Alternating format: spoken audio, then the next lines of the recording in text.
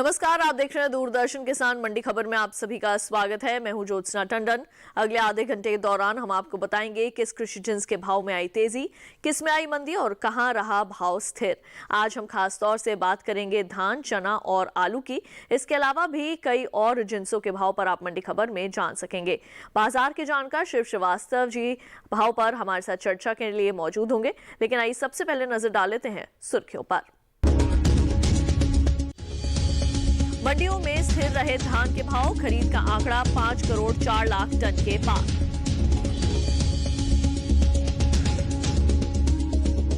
बारह महीनों में घटा दलहन का निर्यात, 9,60,000 टन बढ़ सकती है चने की उपज।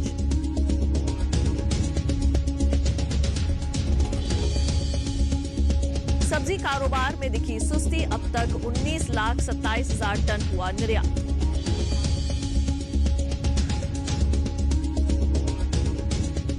बुलेटिन के पहले हिस्से में हम जानेंगे कैसा रहा चना का बाजार, लेकिन शुरुआत करते हैं धान से।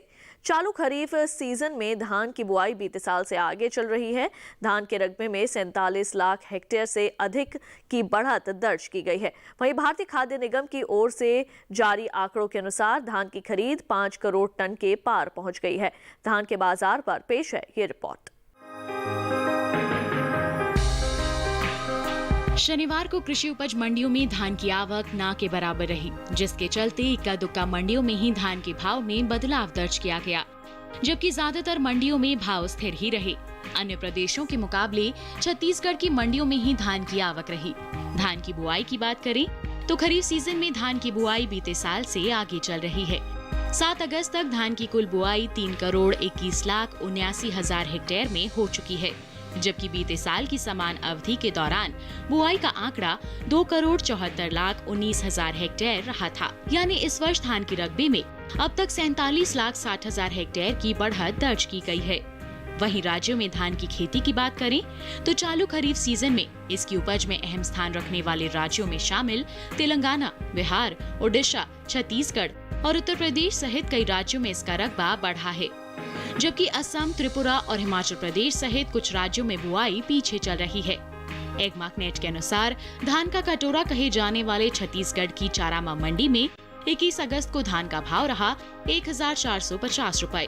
22 अगस्त को इसके भाव में 100 रुपए की तेजी आई और भाव 1,550 रुपए पर जा पहुंचा। राज्य की ही देवभोग मंडी में 21 और 22 अगस्त को धान का भाव 1,500 रुपए पर टिका रहा। यहाँ की कसडौल मंडी में धान के भाव स्थिर रहे। यहाँ 21 और 22 अगस्त को धान का भाव 1,350 रुपए पर बरकरार रहा। तमिलनाडु की तरफ रुख करें तो यहाँ की मदुराई मंडी में दोनों दिन धान के भाव स्थिर रहे। यहाँ 21 और 22 अगस्त को धान का भाव रहा 2,192 रुपए। उत्तर प्रदेश की मंडियों की बात करें तो शनिवार को यहाँ धान की आवक ना के बराबर रही। यहाँ की रूरा मंडी में 21 और 22 अगस्त को धान का कारोबार बिना किसी बदलाव के हुआ। यहाँ धान का भाव दोनों दिन 1,752 रुपए पर टिका रहा। भारतीय खाद्य निगम की ओर से देश भर के धान किसानों से सरकारी खरीद की जा रही है, जिसका लाभ किसानों को मिल रहा है। निगम के 13 अगस्त तक के लिए जारी आंकड़ों के मुताबिक देश से धान की कुल खरीद 5 करोड़ 6 लाख टन के पार पहुंच गई है। धान की खरीद में पंजाब राज्य सबसे आगे रहा है। यहाँ धान की अब तक कुल खरीद 1 करोड़ 8,76,000 टन की रही है। भाव पर चर्चा के लिए आइए बात करते हैं बाजार के जानकार शिव श्रीवास्तव जी से। शिव श्रीवास्तव जी, आपका बहुत बहुत स्वागत है मंडी खबर में। सबसे पहले आपसे जानना चाहेंगे आगे किस ओर जा सकता है धान का बाजार। धान की बात की जाए तो कीमतों में मजबूती का रुख देखने को मिल रहा है। इसकी प्रमुख वजह यह है कि मांग अच्छी निकल कर आ रही है। जहां तक बुआई के रकबे की बात है तो पिछले साल की तुलना में इस साल धान के बुआई के रकबे में लगभग 14% तक की बढ़ोतरी देखने को मिली है। आने वाले समय की बात की जाए तो आने वाले समय में मांग अच्छी रहने के कारण धान की कीमतों में मजबूती का ही रुख कायम रहेगा। ऐसे में किसानों के लिए आपकी क्या सलाह रहेगी? जिन किसानों के पास धान का स्टॉक है, मेरे विचार से उनको इंतजार करना चाहिए, क्योंकि हमने देखा है कि न सिर्फ घरेलू बल्कि निर्यात मांग में भी बढ़ोतरी देखने को मिली है। वहीं दूसरी तरफ बासमती चावल के धान के रकबे में भी बढ़ोतरी देखने को मिली है। आने वाले समय में घरेलू और निर्यात मांग बढ़ने के कारण धान की कीमतों में मजबूती का रुख कायम रहेगा। शिव श्रीवास्तव जी, आपसे निवेदन करेंगे आप हमारे साथ बने रहें, आगे भी कई और जिन्सों के बारे में आपसे जानकारी लेंगे। आइए बुलेटिन में बढ़ते हैं आगे, बात करते हैं चना की। 12 महीनों के दौरान दालों के निर्यात में 20% से अधिक की कमी आई है। अप्रैल से मार्च महीने के सभी दलहनों का निर्यात 57,000 टन से अधिक घटा है। वहीं इस साल चने की पैदावार 9,60,000 टन की बढ़ोतरी हो सकती है। चने के बाजार पर पेश है ये रिपोर्ट।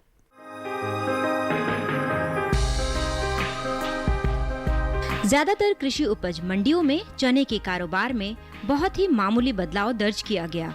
22 अगस्त को मंडियों में चने की आवक भी सीमित ही रही, जिसके चलते ज्यादातर मंडियों में चने की खरीद फरोख्त बिना किसी फेरबदल के साथ हुई। वहीं कुछ मंडियों में चना मजबूती के साथ बिका।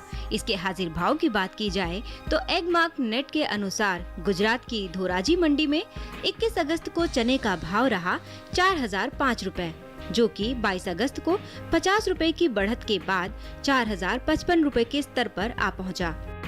वहीं राजकोट मंडी में भी चने के भाव में बढ़त का सिलसिला जारी रहा।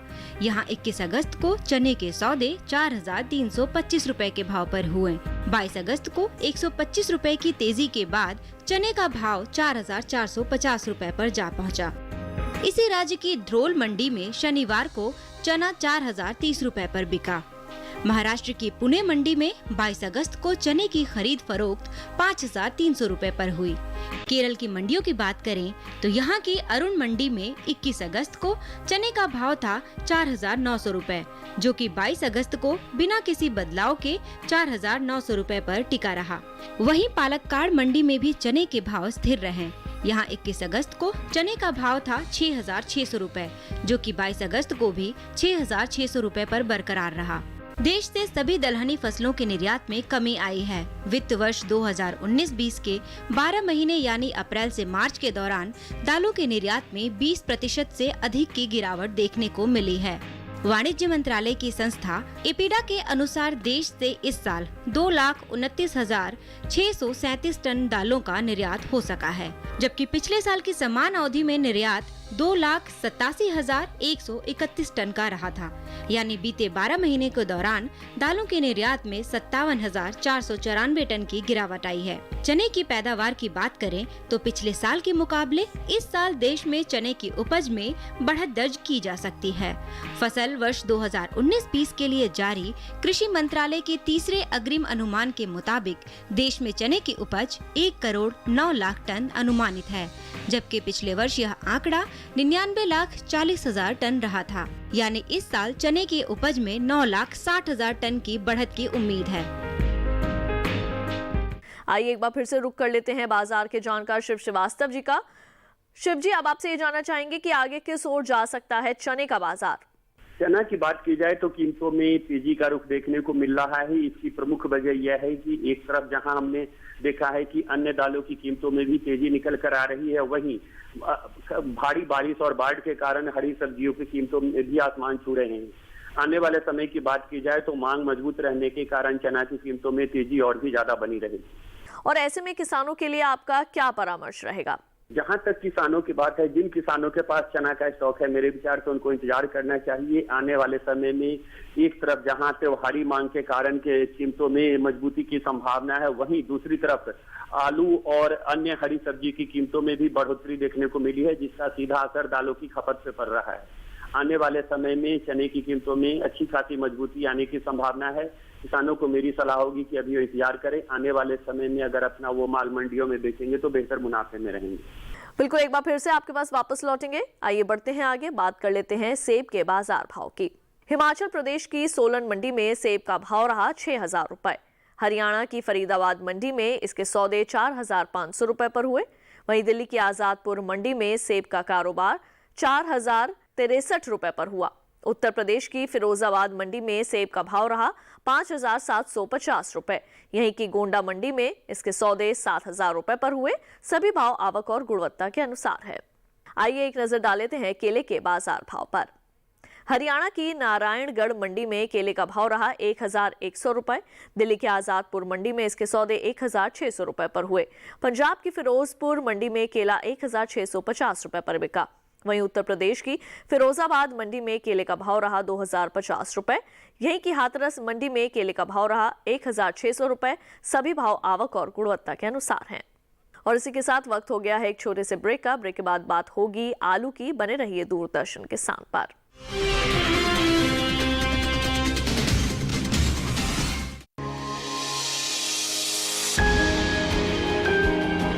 सहेजे कण कण को, सुंदर दे रूप रंग आकार, स्वस्थ जीवन रहे जमी पर, इंद्रधनुष हो साकार। देखिए प्रकृति की ओर, गुरुवार सुबह 9:30 पर।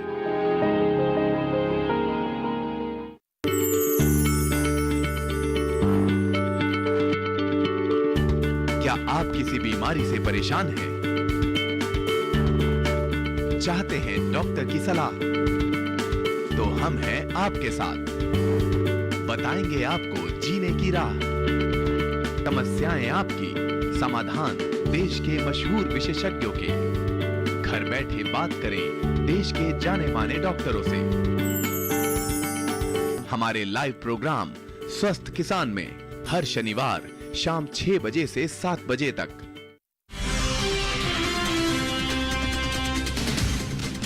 ब्रेक के बाद एक बार फिर आप सभी का स्वागत है दूरदर्शन किसान पर। मंडी खबर में अब आगे बात होगी धनिये की, लेकिन पहले जान लेते हैं कैसा रहा आलू का बाजार।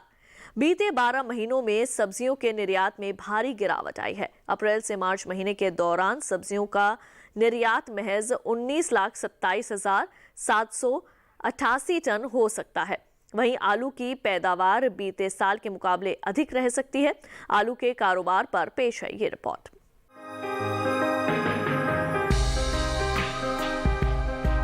कृषि उपज मंडियों में आलू के भाव में बहुत मामूली हलचल देखी गई, जबकि ज्यादातर मंडियों में आलू के भाव स्थिर ही बने हुए हैं। हफ्ते के आखिरी कारोबारी दिन यानी शनिवार को मंडियों में आलू की आवक सामान्य से कम रही। इसके हाजिर भाव की बात करें तो एगमार्क नेट के अनुसार गुजरात की वड़वाड़ मंडी में 21 अगस्त को आलू का भाव रहा 1750 रुपए, जो कि 22 अगस्त को भी 1750 रुपए पर ही बरकरार रहा। हरियाणा की नारायणगढ़ मंडी में 21 अगस्त को आलू का भाव रहा 1900 रुपए, जो कि 22 अगस्त को 100 रुपए की मजबूती के बाद 2000 रुपए हो गया। देश की सबसे बड़ी मंडी दिल्ली की आजादपुर मंडी में आलू के भाव में कोई बदलाव नहीं रहा। यहाँ 21 और 22 अगस्त को आलू 2433 रुपए प्रति क्विंटल पर बिका। पंजाब की लुधियाना मंडी में 22 अगस्त को आलू 50 रुपए टूटकर 1200 रुपए से 1150 रुपए के भाव पर आ पहुंचा। राजस्थान की सूरतगढ़ मंडी में दोनों दिन आलू बिना किसी फेरबदल के 2080 रुपए के भाव पर बिका। वहीं उत्तर प्रदेश की गोंडा मंडी में आलू के सौदे स्थिर भाव पर हुए। यहाँ 21 अगस्त को आलू का भाव रहा 2350 रुपए, जो कि 22 अगस्त को भी 2350 रुपए पर ही टिका रहा। सब्जियों के निर्यात की बात करें तो कृषि मंत्रालय के ताज़ा आंकड़ों के अनुसार सब्जियों के निर्यात में भारी कमी आई है। साल 2019-20 में अप्रैल से मार्च यानी 12 महीने के दौरान देश से कुल सब्जियों का निर्यात 19,27,788 टन का ही हो सका है, जबकि बीते वर्ष यह आंकड़ा 31,92,493 टन का रहा था। कृषि मंत्रालय की ओर से बागवानी फसलों के लिए जारी दूसरे आकलन में आलू की उपज में बढ़त का अनुमान जताया गया है। आइए एक बार फिर से रुक कर लेते हैं बाजार के जानकार शिव श्रीवास्तव जी का, जो लगातार हमारे साथ मौजूद हैं। श्रीवास्तव जी, अब आपसे जानना चाहेंगे आगे किस ओर जा सकता है आलू का बाजार? आलू की बात की जाए तो कीमतों में अच्छी बढ़ोतरी देखने को मिली है। इसकी प्रमुख वजह यह है कि हरी सब्जियों की कीमतों में बढ़ोतरी हुई है। वहीं दूसरी तरफ बाढ़ एवं भारी बारिश के कारण बहुत सारे जगहों पर हमने देखा है कि आलू की फसल को नुकसान देखने को मिला है। आने वाले समय में कुछ दिनों तक आलू की कीमतों में तेजी का रुख कायम रहेगा। ऐसे में जो आलू के किसान हैं उनके लिए आपका क्या परामर्श है? जिन किसानों के पास आलू का स्टॉक है और अच्छी भंडारण करने की क्षमता है, मेरे विचार से उनको इंतजार करना चाहिए। आने वाले समय में मांग बढ़ने के कारण आलू की कीमतों में तेजी का रुख कायम रहेगा। बिल्कुल, हम चाहेंगे आप हमारे साथ बने रहें। एक बार फिर से आपके पास वापस लौटेंगे। आइए बढ़ते हैं आगे और एक नजर डाल लेते हैं अमरूद के बाजार भाव पर। हरियाणा की नारायणगढ़ मंडी में अमरूद का भाव रहा 1000 रुपए। हिमाचल प्रदेश की सोलन मंडी में इसके सौदे 2000 रुपए पर हुए। पंजाब की फिरोजपुर मंडी में इसके सौदे 1100 रुपए पर हुए। तो वहीं उत्तर प्रदेश की हाथरस मंडी में अमरूद 1600 रुपए पर बिका। सभी भाव आवक और गुणवत्ता के अनुसार हैं। अब आइए बात करते हैं धनिया की। धनिया की उपज की बात करें तो इस साल धनिया की पैदावार अन्य मसालों के मुकाबले सबसे आगे रह सकती है। कृषि मंत्रालय की ओर से 2 जून को बागवानी फसलों के लिए जारी दूसरे आकलन में धनिया की उपज में बढ़त की उम्मीद जताई गई है। धनिया की पैदावार में लगभग 1,64,000 टन की बढ़त का अनुमान है। इस साल देश में धनिया की उपज 7,56,000 टन रह सकती है, जो पिछले वर्ष 5,92,000 टन की रही थी। इसके हाजिर भाव की बात करें तो 22 अगस्त को एग्मार्क नेट के अनुसार गुजरात की धोराजी मंडी में धनिया का भाव रहा 5,630 रुपए। इसी राज्य की राजकोट मंडी में धनिया की खरीद फरोख्त 5,810 रुपए पर हुई। केरल की अरूर मंडी में धनिया 15,100 रुपए पर बिका, जबकि महाराष्ट्र की पुणे मंडी में इसका भाव रहा 10,300 रुपए। आइए एक बार फिर से रुक कर लेते हैं बाजार के जानकार शिव श्रीवास्तव जी का। शिव जी, अब आपसे ये जानना चाहेंगे कि कैसा रहा धनिया का बाजार।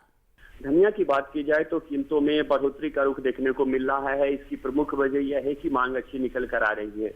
वहीं अगर निर्यात मांग की बात करें तो हमने देखा है कि निर्यात मांग में भी लगातार एक बढ़ोतरी देखने को मिली है। आने वाले समय में मांग बढ़ने के कारण धनिया की कीमतों में मजबूती का रुख कायम रहेगा। जी, जैसे कि आपने जानकारी दी है, इसके मुताबिक किसानों के लिए आपकी क्या सलाह रहेगी? जिन किसानों के पास धनिया का स्टॉक है, मेरे विचार से उनको इंतजार करना चाहिए। आने वाले समय में घरेलू और निर्यात मांग बढ़ने के कारण धनिया की कीमतों में और भी मजबूती का रुख देखने को मिल सकता है। बिल्कुल, और इसी के साथ वक्त हो चला है एक और छोटे से ब्रेक का। आगे जानेंगे कुछ और फसलों का हाल। आप देखते रहिए दूरदर्शन के साथ।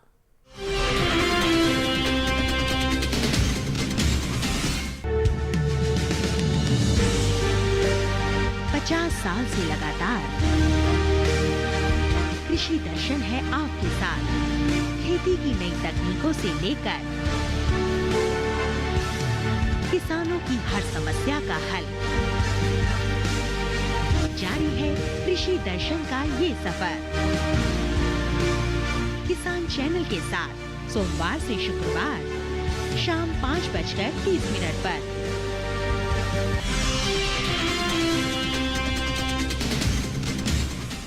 ब्रेक के बाद एक बार फिर आप सभी का स्वागत है मंडी खबर में। आइए बुलेटिन में बढ़ते हैं आगे।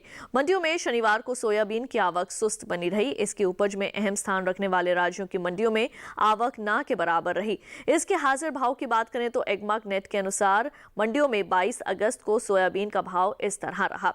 मध्य प्रदेश की खाचरोद मंडी में सोयाबीन की खरीद 3,570 रुपए पर हुई। वहीं टीकमगढ़ मंडी में सोयाबीन का भाव रहा 3,425 रुपए। कृषि मंत्रालय के ताजा आंकड़ों के अनुसार इस साल देश में सोयाबीन की बुआई बीते साल से आगे चल रही है। चालू खरीफ सीजन में 31 जुलाई तक सोयाबीन की बुआई 1,16,62,000 हेक्टेयर में हो चुकी है, जबकि बीते साल बुआई 1,07,64,000 हेक्टेयर रही थी। यानी इस साल सोयाबीन के रकबे में 8,98,000 हेक्टेयर की बढ़ोतरी हुई है। आइए एक बार फिर से रुक कर लेते हैं बाजार के जानकार शिव श्रीवास्तव जी का। शिव जी, अब आपसे जानना चाहेंगे आगे किस ओर जा सकता है सोयाबीन का बाजार। सोयाबीन की बात की जाए तो कीमतों में मजबूती का रुख देखने को मिल रहा है। इसकी प्रमुख वजह यह है कि एक तरफ जहां मांग अच्छी निकल कर आ रही है, वहीं दूसरी तरफ आवक में कमी देखने को मिली है। जहाँ तक बुआई के रकबे की बात की जाए तो पिछले साल की तुलना में इस साल लगभग 7 बुआई ज्यादा हुई है। जहां पिछले साल इसका रकबा 111.46 लाख हेक्टेयर था, वहीं इस साल इसका रकबा लगभग 119 लाख हेक्टेयर होने का अनुमान है। आने वाले समय में मांग में बढ़ोतरी के कारण इसकी कीमतों में तेजी का रुख बना रह सकता है। और ऐसे में किसानों के लिए आप क्या परामर्श देना चाहेंगे? जिन किसानों के पास सोयाबीन का स्टॉक है, मेरे विचार से उनको इंतजार करना चाहिए। मांग बढ़ने के कारण आने वाले समय में इसकी कीमतों में और भी मजबूती का रुख देखने को मिल सकता है। बिल्कुल, अब आइए बढ़ते हैं आगे और एक नजर डाल लेते हैं शिमला मिर्च के बाजार भाव पर। छत्तीसगढ़ की दुर्ग मंडी में शिमला मिर्च का भाव रहा 3,750 रुपए। हरियाणा की नारायणगढ़ मंडी में इसका भाव रहा 2,000 रुपए। हिमाचल प्रदेश की हमीरपुर मंडी में इसके सौदे 4,500 रुपए पर हुए। दिल्ली की आजादपुर मंडी में शिमला मिर्च का भाव रहा 3,300 रुपए। वहीं पंजाब की लुधियाना मंडी में इसके सौदे 2000 रुपए पर हुए। सभी भाव आवक और गुणवत्ता के अनुसार हैं। अब आइए एक नजर डाल लेते हैं प्याज के बाजार भाव पर। गुजरात की राजकोट मंडी में प्याज का भाव रहा 1050 रुपए। हरियाणा की नारायणगढ़ मंडी में प्याज 1200 रुपए पर बिकी। हिमाचल प्रदेश की कुल्लू मंडी में इसके सौदे 1800 रुपए पर हुए। दिल्ली की आजादपुर मंडी में प्याज का भाव रहा 1069 रुपए। राजस्थान की सूरतगढ़ मंडी में इसके सौदे 1050 रुपए पर हुए और उत्तर प्रदेश की गोंडा मंडी में प्याज 1250 रुपए पर बिकी। सभी भाव आवक और गुणवत्ता के अनुसार हैं।